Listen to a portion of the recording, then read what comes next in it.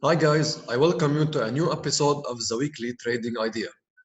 In today's video, we will analyze one cross pair in Forex using technical and fundamental analysis. Now let me do a small recap about last week's video. Last week, we were bearish on the USD CAD, especially after the good employment report in Canada, also with the US dollar recent rally.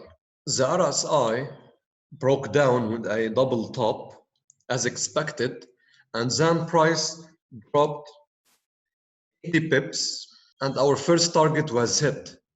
If you zoom into the 4-hour time frame, the first target was the channel's width at 1.325 with about 44 pips. We are still in the dollar CAD and price should correct 38.2% at least, maybe at 1.322, which is very near to our target. There is more room for sellers in this market, especially for the long-term buyers. But for now, we are almost done with the dollar CAD and waiting for a possible pattern or the reaction at 1.32 to decide. Now let me move to this week trading idea. Today's video is about the Australian dollar against the Japanese yen. This week employment reports in Australia are scheduled for release on Thursday. As you can see, market is expecting a decline in employment change and increase in the unemployment. If the actual numbers came even worse, AUD should drop. And given the recent global risk in the market with the coronavirus fears, the JPY will get some strength. So this might be the best scenario for shorting AUD.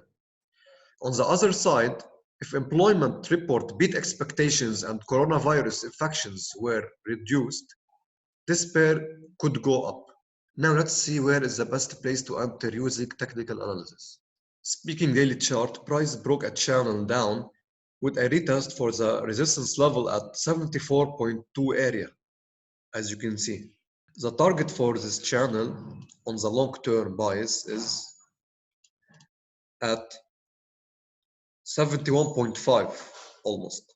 Now let's move to the 4-hour time frame to see what's happening. Looks like price is forming a triangle now. As you can see, this could be a symmetrical triangle. Usually such patterns should break to the downside.